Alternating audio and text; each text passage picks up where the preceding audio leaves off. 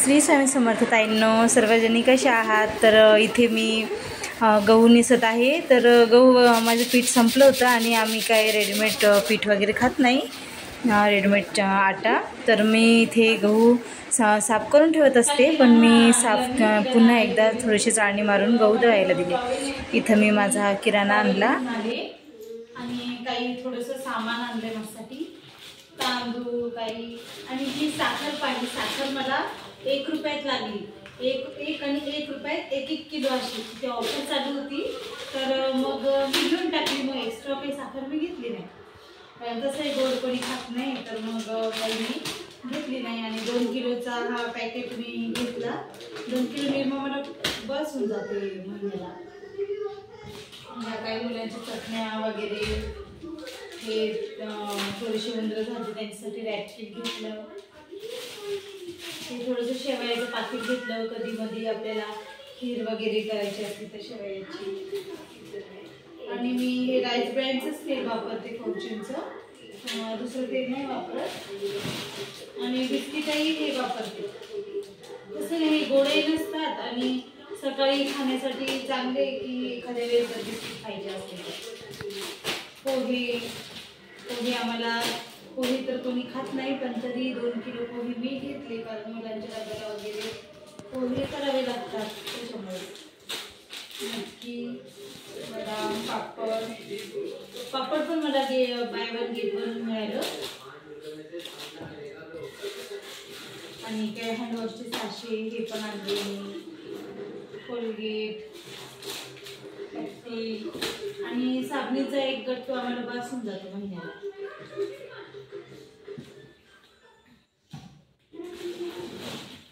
तांदूळ वगैरे, आणि हा आहे माझा फेवरेट रिनाला। तर रिनाल्याशिवाय तर माझी साफसफाई अधुरीच आहे, त्यामुळे मी रिनाला जरूर आणते। हे रितेशने आणले कॉफीचं, हे पाच छोटंसं असं। ओके आहे ना पप्पा? निघायला सांगायचे पप्पाचा फोन। तर इथे मी रितेशसाठी मॅगी बनवतीये। तर सर्दी झाली तो म्हणतो मम्मी मला वरण भात वगैरे काही नको, मला काहीच खायचं मन नाही, थोडीशी मॅगी बनवून दे। तर मी त्याला थोडीशी मॅगी बनवून देते आणि नंतर दुपारून पाहू, त्याला सर्दीसाठी थोडंसं दवाखान्यात घेऊन जावं लागेल। माझी मॅगी वगैरे म्हणजे चालूच आहे, पोरांसाठी काही ना काही बनवणं, आवरावर। ते सर्व झालं की मग नंतर मला आज संडे आहे, तर मी रविवारचं बाजार आणत असते, थोडंसं जाऊन भाजीपाला वगैरे मार्केटमधून। तर जायचं आहे मला, त्यामुळे मी पटापट सगळं आवरते आणि नंतर पुन्हा भेटू आपण तिकडून आल्यानंतर। तर इथे मुलं शाळेत गेली, मुले तुमचे दादा दुकानावर गेल्यानंतर मग नंतर मी घरातले काही कामं आटपायची होती मला, ते मी घरात आले। घरामध्ये पहा मी काही थोडंसं फार आवरून झाडू मारून घेतला होता।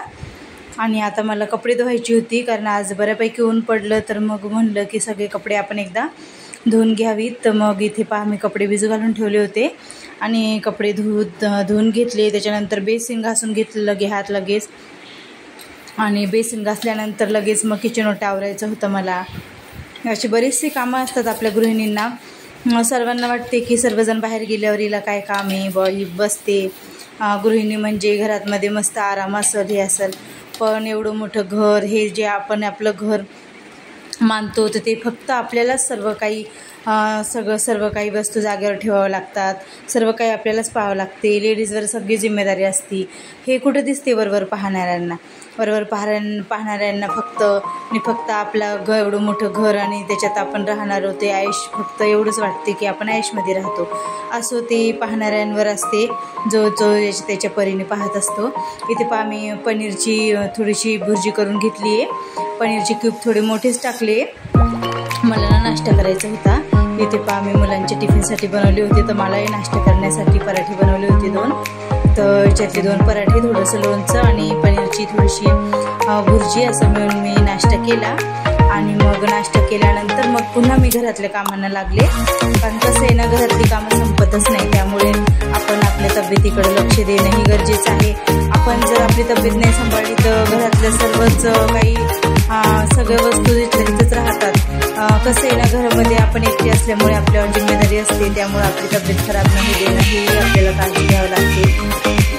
त्यानंतर मी इथे छानपैकी कालचं ग्रहण सुटलं तर सकाळी लवकर उठून घर वगैरे साफ करून बाहेरचं धुवून घेतलं, अंगण वगैरे पोर्च बाहेरचा, आणि त्यानंतर सर्व घरी अशी पोछाने पुसून घेतली फटाफट, आणि सर्वकडे कपडा वगैरे मारून धुवून सुटून घेतली. आणि त्याच्यानंतर किचन ओटा आवरायचा होता, तर किचन ओटाही आवरून घ्यावं म्हटलं.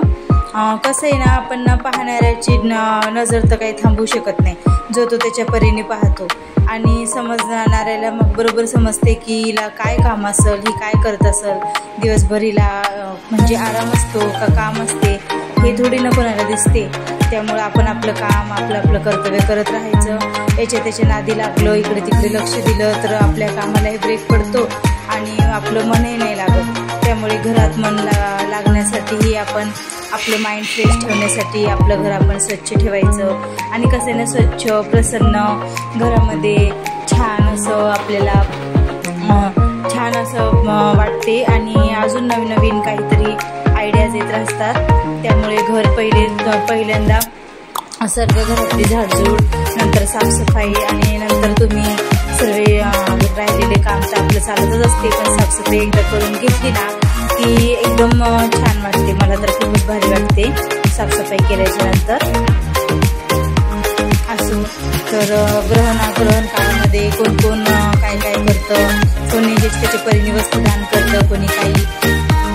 तर मीही तर काही दान केलं, कारण आमच्याही दारावरती एक म्हणजे मसंजोगी, कोणी त्याला काय म्हणायचं त्याच्या परीने म्हणतात, आमच्याकडे तो वासुदेव आले आणि त्यांनी दान मागितलं, आणि मी त्यांना काय काय वस्तू वगैरे, साखर, तांदूळ, गहू असं काही दान दिलं माझ्या परीने, काही दक्षिणा दिली. आणि असं दान केल्यांना ग्रहण काळामध्ये दान करणं खूप शुभ असते. आता ह्या जुन्या परंपरा आहेत, जुन्या चालीरीती आहेत असं वाटेल, अंधश्रद्धा वाटेल, पण असू द्या ना, अंधश्रद्धा हे जे त्याच्या मनावरच राहिलं. पण आपल्याला त्याच्यामधून काय शिकता येईल, आपल्याला काय घेता येईल, कारण आपण तर आपल्या पूर्वजांना, आपल्या आजी आजोबांना, आपले आई वडील यांच्याकडून ज्या गोष्टी पाहत गेलो त्याच आपण शिकत गेलो. हां, काही गोष्टींमध्ये काळानुसार आपण बदल केलाही, पण काही गोष्टी राहिल्या ते आपण नाही बदलू शकत. कसं आहे ना, आपलं मन त्या गोष्टीत रमलेलं असते, त्या गोष्टी आपल्याला म्हणजे आवडायला लागलेल्या असतात. त्यामुळे आपण त्या परीने करतोही थोडंसं. आणि दान केल्याने कोणतं वाईट होते, कोणाला काही दान करणं, आपल्या इच्छेनुसार घरातलं काही दिलं तर आपल्याला कमी नाही होत, उलटं चांगलंच असतं घरातलं काही देणं. इथे पहा, माझं बेसिन एकदम म्हणजे डर्टी झालं होतं, तर मी इथे साफ करून घेतलं स्वच्छ. तसं तर दररोज हात मारलेला असतो माझ्या बेसिनवर, पण दिवसभर काही बनवणं काही चालूच असते. तर मी साफसफाई स्वच्छतेसाठी जास्तीत जास्त रिनाला, हार्पिक अशा वस्तू वापरते, आणि घर एकदम क्लीन स्वच्छ चकाचक करते. याच्या व्यतिरिक्त मी दुसरेही काही लिक्विड स्वतः तयार करून वापरत असते. कसं आहे ना, आपलं रोजचा वापर हा जास्त बेसिन, सकाळी उठून आपण बेसिनमध्ये तोंड धुतो, दात घासतो, त्यामुळे त्याच्यावरही तेही स्वच्छ केलं लगे हात की आपल्याला नंतर वापरण्यासाठी ते स्वच्छ मिळून जाते. आणि बेसिनमध्ये आपण दिवसभर भांडे घासणार, काही ना काही स्वच्छ करणार, गृहिणी कामं घरातले सर्व कामं स्वच्छ ठेवणं, आपली म्हणजे आपल्याला सामान व्यवस्थित पसारा ठेवला तेही आपण स्वच्छ केलं पाहिजे. शांत आणि छान वाटते. आणि त्याच्यानंतर जर एखादं काम राहिलं किंवा आपण घर स्वच्छ ठेवले होते, त्यांनी मला आवाज देत होते बाहेर की धुतल्यामुळे त्याच्यावरती घाण जमा वगैरे, आणि घरामध्ये लक्ष्मी पक्ष चालू आहे, त्यामुळे तुम्ही थोडासा वेळ द्या सकाळचा, तुमच्या पूर्वजांचं नाव सांगा. रोज तर घर एकदम क्लीन, त्यांच्या नावाने पूजा करतो, कुलदेवतेच्या नावाने स्वच्छ घरात कोणी असं करते. कमेंट बॉक्समध्ये मनही सांगा आपलं. आणि माझा जर व्हिडिओ आवडत असेल तुम्हाला तर व्हिडिओला लाईक आपण करायला विसरू नका. सबस्क्राईब करत जा, जेणेकरून तुम्हाला माझ्या पुढच्या व्हिडिओचं नोटिफिकेशन मिळेल आणि छान वाटतं सगळे व्हिडिओ तुमच्यापर्यंत पोहोचतील. तर तिथे पहा, दुपारचा टाइम दुपार झाली होती, आणि दारामध्ये आमच्या इकडे ना ते सुंदर अशी फुलं वासुदेव येतात, म्हणजे वासुदेवमुळे अंगणे स्वच्छ झालं ना, तर ग्रहणातल्या काही गोष्टी घेण्यासाठी वस्तू वगैरे आपण दान करावं, त्याच्यासाठी ते येत असतात. तर ते आले होते पहा.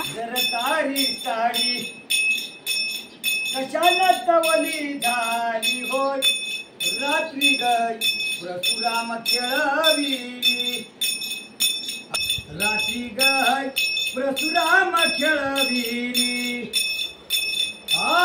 छंद तुझा लागला रेणुकाय नाद तुझा लागला घटस्थापनाच केली माझ्या रेणुकाची घटस्थापनाच केली माझ्या रेणुकाची होय तुझा भवानीची माझ्या रेणुकाची होय तुझा भवानीची रूपचा दिशाईच छान रेणुकाय छंद तुझा लागला छंद तुझा लागला रेणुकाय नाद तुझा लागला। आजकाल या गोष्टी राहिल्या नाही तर आजकाल सगळी नवीन पिढी आहे, नवीन पिढीला आवडतही नाही, पण आपण जे आपल्या पूर्वजांकडून आजी आजोबा आई वडिलांकडून जे पाहत गेलो, जे त्यांना आवडत होते ते आवड ऑटोमॅटिकली आपल्यात येते। आणि पहा इथे किती छान यांनी गाणं म्हणले, नंतर आपल्या पूर्वजांचं नाव घेऊन यांनी हे केले पहा।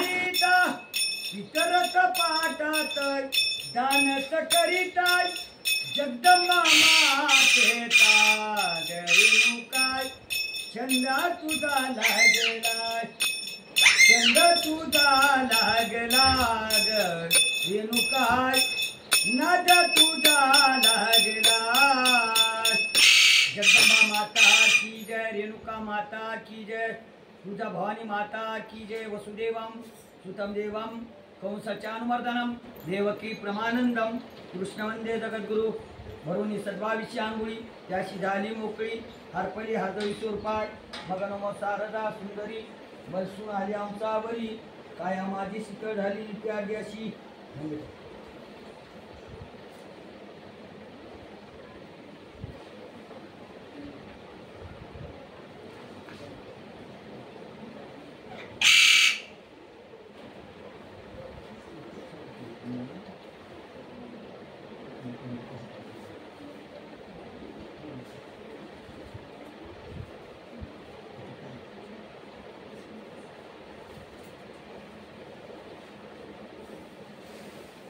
सगळं दिलं माझ्या बाईनं, आता एकच राहील माझ्या बाईनं सगळं दिलं एकच राहिलं फक्त थोडी साखर कोणती दिली साखर म्हणजे प्रसाद आला गिर्यानाचा पितराचा प्रसाद आला। मला म्हणायचं कामच नाही ठेवलं माझ्या बाईनं।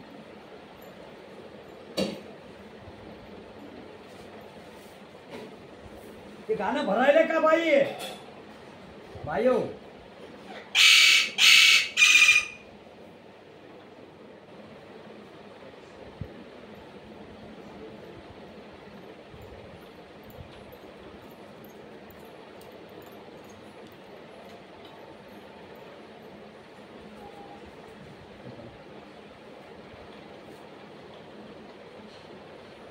दिलेला प्रसाद गणाचं लय घेतात पाहिजे जाण देतात गणाचे साथ तुम्हालाच। तर ताईंनो हा होता आपला एक छोटासा व्हिडिओ पाहिल्याबद्दल सर्वांचे सर्व खूप खूप खूप मनापासून धन्यवाद। आभारी आहे मी की तुम्ही माझे व्हिडिओ इतक्या आवडीने पाहता व तुम्हाला आवडता।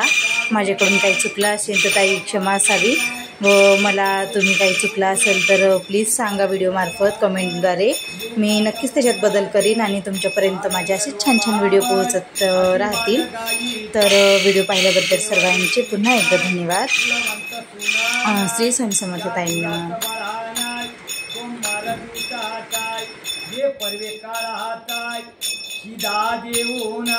अन्नदान देऊन साखरदान देऊन दक्षिणा देऊन भाऊदान देऊन धुळदान देऊन मुखी नाव सांगून घ्या वसुदेवाय पुळीचा उद्धार लक्ष्मी माईचे नातू पण तू सुखाचे राहू।